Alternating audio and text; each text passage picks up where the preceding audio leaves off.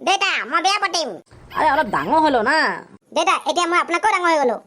হ'ব দে মই এতিয়া যাওঁ, মই পাছত কথা পাতিম দেই। নাই এতিয়া নহ'ব মই এতিয়াই বিয়া পাতিম। কি এতিয়া বিয়া পাতিম? নহয় মানে দেউতা মই বিয়া পাতিম অ'। ঠিক আছে তেন্তে তই চৰি বুলি ক। কিহৰ কাৰণে চৰি ক'ম মই? চৰি ক। কিন্তু কিহৰ কাৰণে চৰি ক'ম মই? চৰি ক।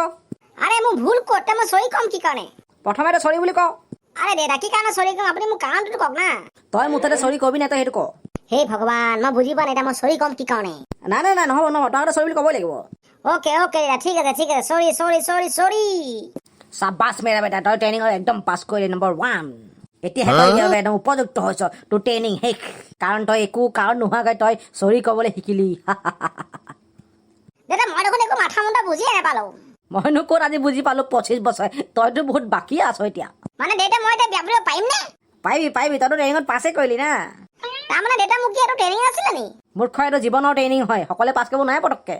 মুখখন যিমানে বন্ধ ৰাখিবি ন সিমানে তোৰ জীৱন ধন্য হৈ যাব, ধন্য। যিমানে মোক চলাবি ন তোৰ জীৱন সিমানেই নৰকলৈহে যাব, নৰক।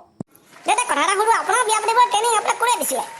মোক নিজৰ দেউতাই দিছিলে, মানে তোৰ ককাই মোক ট্ৰেইনিং দিছিলে যে বিয়া পাতিলি বোলে যেতিয়া হ'ব ন মানুহ, তেতিয়া সদায় ঘৈণীয়েকৰ আগত সদায় মুখখন বন্ধ ৰাখিব লাগে, মানে বন্ধ ৰাখিব লাগে। তই যদি মুখখন চলাবি ন তোৰ নিজৰহে বিপদ। তোৰ ভাতো সময় নাপাবি, তই চাহো সময় নাপাবি, তই কাপোৰো তই সময় নাপাবি।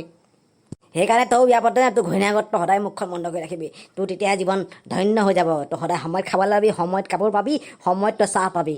নহ'লে বাবাজী গাত থুল্লু হৈ যাব, থুল্লু। দেউতা পইণ্ট টু বি নটেড। কাণৰ তলত দিম, অকণমান তেল মালিচ দিবি পাছফালে।